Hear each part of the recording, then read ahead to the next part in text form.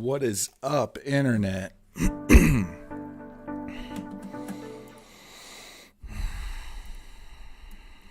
Whoops, you weren't supposed to see that yet.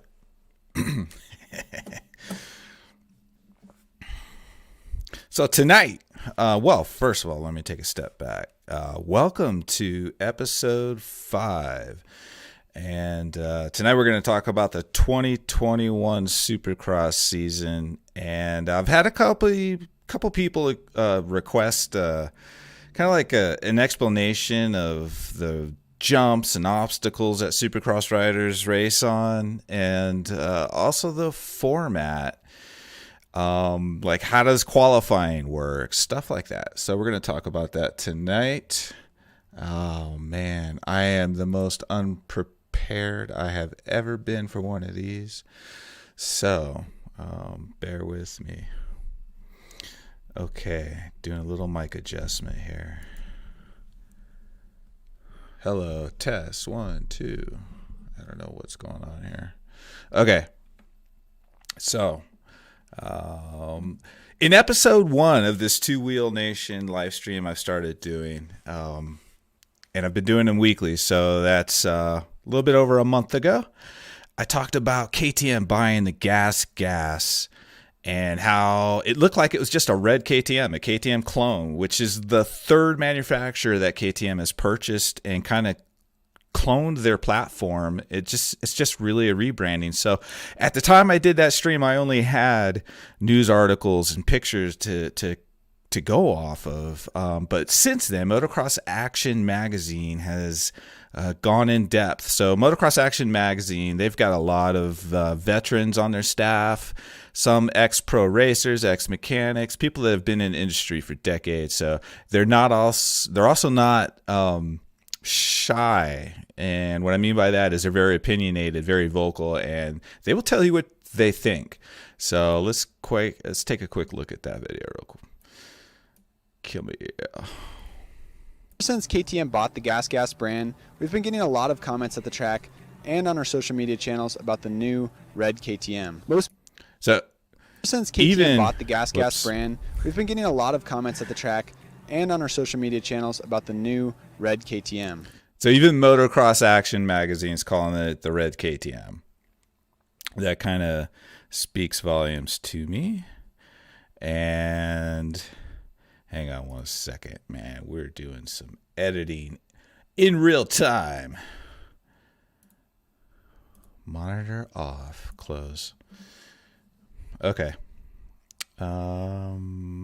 Let's continue watching this short little video from Motocross Action Magazine. Most people are slightly confused about the purpose of having another KTM model on the track, and to be honest, the MXA Wrecking Crew has had some of the same questions. Is it really just a KTM painted red? They're continuing with their platform sharing method on the GasGas models. Like KTM and Husky, okay, so that was pretty key for me.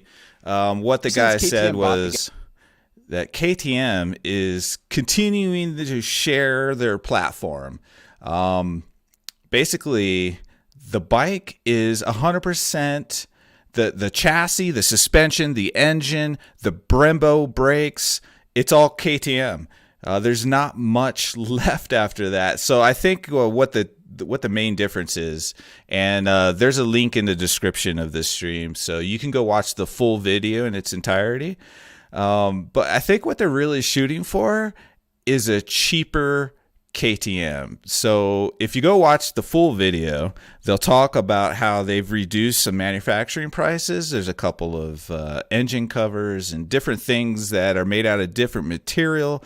So it's just cheaper for them to produce the red KTM and sell it at $500 to $900 under the cost of some of the Japanese motocross bikes. So I really think that's kind of their main intention, is to come in a little bit cheaper and maybe get more people riding on KTM. So KTM's, Husqvarna's, and now GasGas.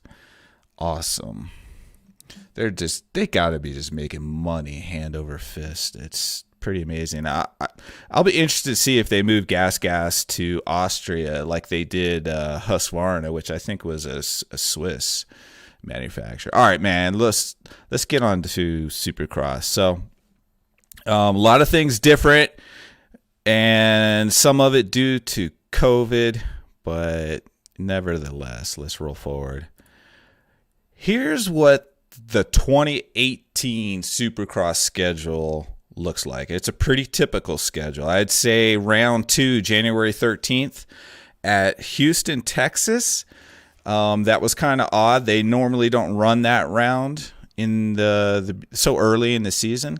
But you'll notice they go to Angel Stadium more than once, twice in 2018. They used to go 3 times, and that was normal for many years. And then a few years back, they cut it down to 2. So they go to Angel Stadium in Anaheim, California. They went to Texas, back to Anaheim, California, Arizona, Oakland, San Diego. So in the first, what do we got? 6 rounds, 4 were in California. This is a typical season. Let's look at the schedule from 2019. Kind of the same thing, except round 2 is in Arizona, and that's more typical. It was kind of strange for round 2 to be in Houston. He's usually closer to the middle of this season. But again, start off with Anaheim 1, go to Arizona, back to Anaheim, then Oakland and San Diego. And again, 4 out of 5 races in California. Some other staples of the schedule, Daytona International Speedway is a big one. It just wouldn't be a Supercross season without that round. And then ending in Las Vegas. Some of the other rounds like Seattle and Atlanta, they've been in the schedule for many, many years. Something that I thought was interesting, if you follow my channel for a while, you know I'm a big fan of Tomac. Look at the lower left-hand corner. This is the 2019 schedule, but they've also got the final standings from the previous season, 2018. And look at Eli Tomac, 318 points, but 8 wins. He won twice as much as the first place and the second place riders, Jason and Marvin Muskin. Another way to look at it is he won as many races as the 2 guys ahead of him combined. It just points to consistency. It's so important to be consistent and not have really bad nights. Okay, 2021. This is so weird. No races in California. They go to Houston, Texas, and they race Saturday and Tuesday night, and then Saturday again. That's really strange. That's kind of how they ended this season. So when COVID hit and everything stopped, they struck a drug deal with Utah, and they raced the remaining rounds in Utah. And they did something similar. They would race, I think it was actually Sundays and then Tuesday. And it's, typically it's Saturday night and they go to another city, Saturday night, another city, Saturday night, another city, so on and so forth. It's really difficult for the track builders to build a track or even take an existing track that they built, raced on Saturday night, do the track maintenance, and then have a completely different track Tuesday night. It was even more difficult when I think they were doing at the end of this season, 2020. They raced on Sunday nights, and the riders barely had enough time to kind of recuperate, rehydrate. It's just super awkward. So 3 rounds in Houston, 3 rounds in Indy, 3 rounds in Glendale, Arizona. They snuck in Daytona. They couldn't have a season without Daytona. Daytona is really interesting. If you're not familiar, Daytona is a speedway track, a big oval. And they cut up the infield section, which has got lots of grass. They cut it up, truck in a bunch of dirt, build a Supercross track right at the infield. It's really, really super unique, and it's just a big deal. So they can't do it without having that race. So Houston, Indy, Glendale, Daytona, and then Arlington, Texas, and then Salt Lake City, Utah. They apparently haven't figured out what they're going to do with rounds 14 and 16, but whatever. So it's weird that they're not finishing in Vegas. Vegas historically has been where they end the season. Big deal. So that's weird too. No California races, no Vegas. It's going to be strange. And then Tuesday nights, I still can't get to the fact that they're racing during the week. It was hard for me to adjust to that at the end of 2020. It's hard for me to adjust to it now. It's got to be tough for the riders, the track builders, the teams. At least they're not going somewhere different. Everything just stays in the stadium. The semi-trucks stay in the stadium. The whole setup, which probably takes them a whole day to set the tents up and get everything situated in the trucks. Oh, I don't even want to think about it. That's a lot of work. All right. Let's move on to the formats. So one thing I really don't like about Supercross, I'm a huge Supercross fan, right? Been watching it for years and years and years. I've always felt like it was super complicated, and it's really difficult for just an average casual fan, observer, spectator, whatever, to kind of come in and know what's going on, because you see a lot of the same riders out on the track multiple times a night, sometimes 3 times a night. So I'm going to try and break it down and make it simple. There are 2 different classes, 250s and 450s. 250s are, it's a reference to the engine displacement, 250 cc's cubic centimeters, and then 450 cc's cubic centimeters. The bikes are basically the same. It's just a difference in engines, small and big. So you have heat races, 2 heat races for each class, and essentially qualifying decides who goes into the heat race. If you're the fastest qualifier, you go into heat race 2 or 1, I don't know which it is, and they just kind of go back and forth. So second fastest qualifier goes into the other heat race, and they just divide up the field that way. So you end up with 20 or so riders in each heat race. And then they take, what do they take? Like 9, I think. We got another graphic here that'll tell us, because I can't remember. 20 riders in each heat. The 1st through 9th place riders move to the main event, which is later that night. The rest of the riders will go to the last chance qualifier. So you run 2 heats for each class. You've got 18 guys on the gate. And then you have these last chance qualifiers. Now, the last chance qualifiers get interesting because it's usually very heavy with privateers that are paying their own way, and they will take you out to get in that main event. So there's a lot of drama in these last chance qualifiers. Now, if you're a top factory guy and something happens and you got to rush back, you didn't qualify through the heat, you don't want to be in the last chance qualifier, because sometimes that carnage from those privateers fighting to get a spot for the main event, sometimes you fall victim to that stuff. So top 9 in both heats, there's 18 riders for both classes, and then 4 from the last chance qualifier. And so that's how you end up with 22 riders on each gate. Now, here's where I think the promoters of Supercross lost their mind. Now, they didn't do it. I don't remember. I don't think they did it this year because of COVID. But back in 2018, they came out with this thing called Supercross Triple Crown. So this is actual video. I'm going to play it, let this guy explain what the deal is, and then I'll give you my take on it. The most anticipated change for 2018 will be the Monster Energy Supercross Triple Crown, a 3-city showdown hosted at Anaheim 2, Atlanta, and Minneapolis.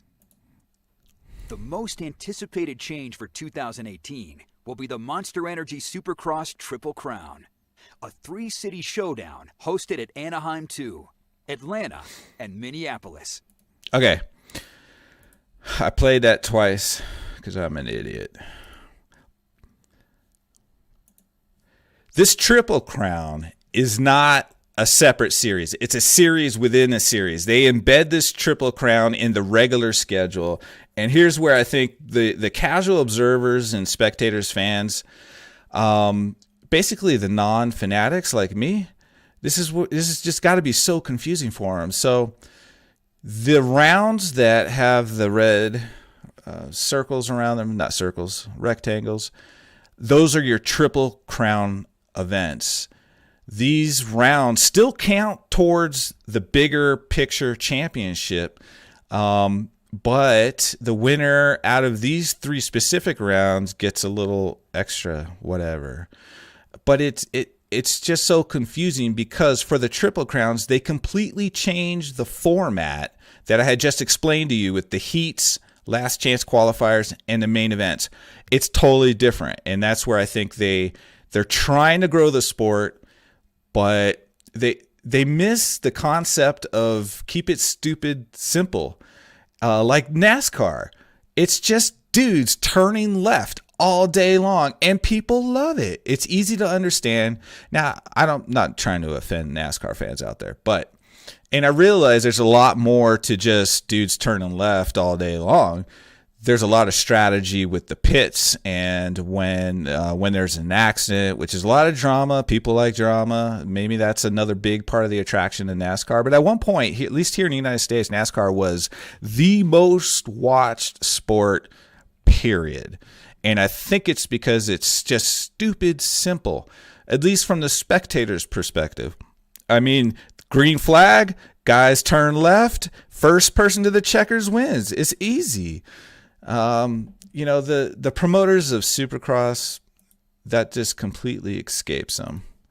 So let's continue on with the video so you can see how they completely changed the format of the heats and the mains and last chance qualifiers. It's just so totally different. Where 250SX and 450SX competitors will be challenged in 3 main events each. Here's how this unique format will break down. Each class will receive an 8-minute free practice, followed by 2 timed qualifying sessions, each 10 minutes long. The top 18 riders in each class from timed qualifying sessions will advance directly to the main events. All right, so here's the thing. If you're watching this on TV, I don't think they televise, well, I know they don't televise free practice and qualifying. I'm pretty sure they don't televise the last chance qualifiers. So as a fan, a casual fan, turning on the TV and watching, the first round of these 3 Triple Crown races, all of a sudden you're seeing like main events, and you're like, well, where's the heats? Where's the LCQs? And they just run main events all night. And anyway, let's continue. All other riders will transfer to the last chance qualifier, where they'll have one final opportunity to earn a spot to compete in the main events. Only 4 riders will advance to secure the last 4 spots for the main events. First place finisher in each main event will earn 1 Olympic point. Second place will earn 2 Olympic points, and so on through 22nd. Okay, here's the other thing I hate about these Triple Crowns. They switched the pointing system. So for the bigger picture championship, they do not use the Olympic pointing system. It's the opposite. Instead of 1 point for first place, you get 25 points for first place, and then 22, and then 20, and it just breaks down. So the guy down in 22nd, he gets like 1 point. It's basically the opposite. And that's super confusing because these rounds still count towards the bigger championship. So like they're getting their Olympic points for the Triple Crown, and they're getting their regular points for the Supercross. Oh man, it's dumb. They should just do one thing, keep it simple, and everybody will know what's going on. But they don't. Who will earn 22 Olympic points. At the conclusion of all 3 main events, the lowest combined Olympic points will be awarded the overall. Championship points will be awarded based on the overall finish.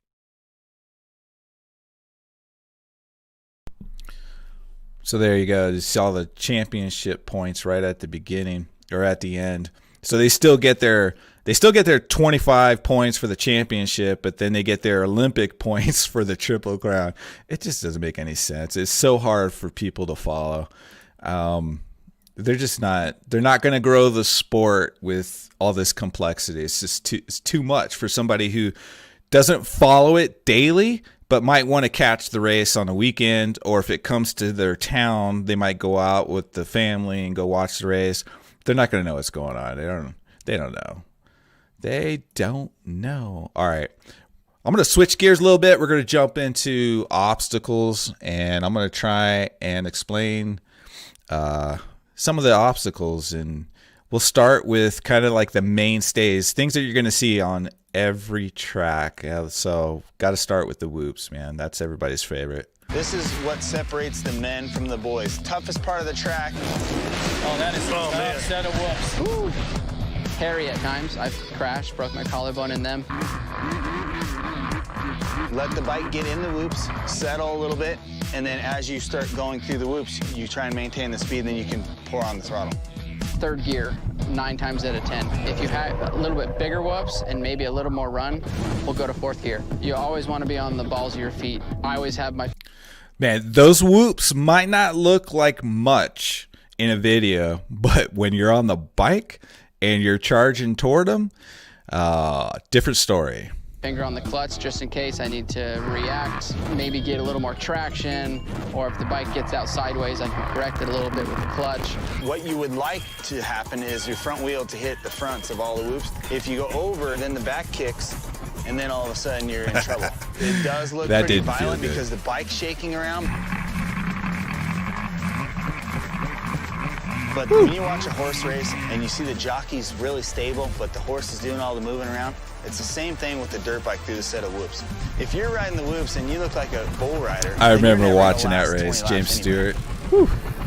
Yeah, good times. That's never a good feeling, hitting the ground like that. All right. You know, sometimes you'll see the whoops kind of cup out and people will start jumping through them, or they'll go through single line because if you get a cupped out line in there, it's just a lot easier and everybody just gravitates toward it. But when the whoops are big and long, the guys that are really good at whoops are going to have a good night. The guys that aren't really good at whoops, they're going to hate life for 20 laps or 20 minutes nowadays, I should say. All right. Next, we're going to look at the sand section. Actually, let's go ahead and do the sand section. They don't always do this, but you will see them at some tracks here and there. This is actually footage from Eli Tomac and Adam Cincerillo at Monster Energy Supercross a couple years ago. But let's jump into it. They'll stick those big rollers in to just like slow the riders down. A lot of times they won't jump it. They'll hit the brakes hard coming in, scrub as much speed, stay as low as possible, get back down to the ground as quickly as possible. But they're anticlimactic. $100,000 on the line. Here it goes. Eli Tomac's got to send it into this sand section, not let off. God, they're going fast. Adam Cincerillo up the hill, back down into the stadium. Adam Cincerillo, the rookie, in his fourth. Yeah, that was a pretty awesome race. So another section that you'll see a lot are obviously the finish line jumps. Those are always pretty easy doubles. A lot of times that's a good spot where riders will rest, catch their breath in the air, loosen their grip on the bike, so on and so forth. Now, that sand section that they went through wasn't much because they were going through it so fast. They jump really far into it, and they're carrying so much speed. I don't think it really affects them that much. But this one's a little bit different because they put a wall jump up at the beginning. Most people will roll the wall jump. They'll slow up, roll it, and then try and accelerate off the backside and gain as much speed into the sand. But that you're not going to get that much, and so the sand section here is a little bit more difficult for the riders. And it's interesting. Sometimes you'll see somebody launch off one of these wall jumps and land into the sand pit somewhere. But let's take a look at the bikes. They're going to be going a little bit slower, and you can see the bikes moving around a little bit more. It's interesting.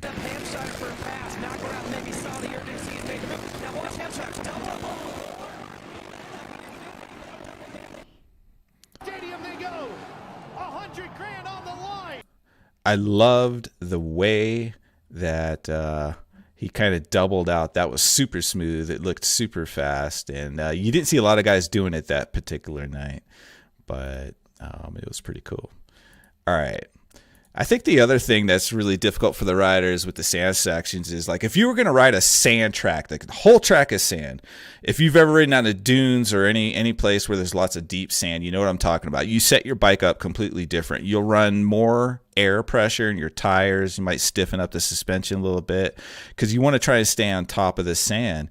And you'll probably run different tread pattern to dig in through the sand. Like if I was out in the dunes, I'd be running paddle tires. So it's difficult for the riders and the teams to set the bike up when you have this one little tiny section of sand, because you don't want to set your bike up for that because it's going to suck everywhere else. But if you set your bike up for everywhere else, it's going to suck in that one small section. So it's kind of a crazy compromise. Now let's look at the rhythm section, because these are pretty wild. Now I went back a few years and I picked out a rhythm section that I thought was pretty gnarly. So this was from, I think, 2014. This rhythm section was a little bit longer than you usually see, and it had a quadruple jump in it. So this is James Stewart. He's got Justin Barcia behind him. They're near the end of the race. Stewart had a horrible start this night, and he spent most of the race catching up. Barcia was leading. He's already passed Barcia, but look how close they are to each other in this bowl turn, this 180 bowl turn. They're coming into it. Now, this guy in front of James Stewart is a lapper. Barcia's in the bowl turn behind James Stewart. James Stewart has got the black gear on, number 7, yellow Suzuki. Take a look at this. This is pretty gnarly what James Stewart was doing. I don't think anybody else was doing it, and James wasn't able to do it every lap. Sometimes lappers were in front of him. Sometimes he'd clip a jump, come up short, jump a little too long. It wasn't something he could do every single lap, but when he did do it, it was crazy. You would call his own race. He's in his own. All right, so check it out right there. He triples in. So there's a single jump coming out of the turn, and then there's a tabletop. A tabletop is just a double filled in with dirt. So he triples in. He lands on the downside of the tabletop. Now, Justin Barcia behind him, he's gonna land, basically do a double. He's gonna land on the tabletop, and he's gonna double out. Let's keep on rolling. So he triples in. James Stewart triples in, triples again, quads, lands on the downside. He kind of clips it a little bit, triple, single. And now look at the gap coming out of that turn. I mean, he just yarded Barcia. Here we go again. Triple, triple. Now, it might be kind of hard to see, but James Stewart sits into the suspension to get like a little extra lip and bounce, but he lands on the downside of the tabletop right there. He kind of clips it a little bit. So there's a double, and then the tabletop, which is a double, and that's why it's a quad. He quads over that. Now, I'm willing to bet if it was 4 singles, in other words, no tabletop, that wasn't filled in with dirt, I don't know that he would have tried that, because he came up a little short. Rear end kind of landed on top of the tabletop, and if it wasn't filled in with dirt, I think that would have been a nasty landing, a really nasty landing. But he went for it. I don't think anybody else hit this rhythm. And he triples and singles out. Now let's watch Barcia do it. All right, watch the Honda behind James, right? Double, lands on top of the table. He's going to double off. So there's a double, double, another double, triple, double, single. So he jumps like 2 more times than James does with all the triples and quads that James Stewart does. We got to watch that one more time, man. All right. So there's James. Triple, triple, huge quad, triple, and then singles out. And he's just left Barcia in that one section. He probably doubles his lead. It's pretty gnarly. Oh my gosh. Yeah, I could watch that all day. So I hope that that kind of helps explain some of the formats, how the riders qualify, why you have heat races. I mean, at the end of the day, the gate only holds, 20 some riders, and you've got, I don't know how many people trying to qualify. You got lots of privateers trying to get into the main event. So you bring in 20 in one heat, a 20 in another heat. You cut that down in half. Everybody else goes into these last chance qualifiers, and that's how they fill out the gate, unless it's a Triple Crown, which is just utter madness. Promoters trying too hard to grow the sport. Just keep it simple, man. People come for the drama and the simplicity. I think, anyway, like NASCAR, dudes turning left all day long. All right, guys, that's all I've got. If you're not a fanatic like me, I hope that helps explain some of the obstacles that the riders have to race on. Hope it explains the craziness of how they fill the gate and start the races. And till next time, guys, keep the rubber side down. Don't forget to subscribe. Hit me up with the thumbs. And if you want to know notification when next time I upload a video, hit the notification bell, and Google will bombard you with notifications. All right, guys. I will catch you in the next one. Good night.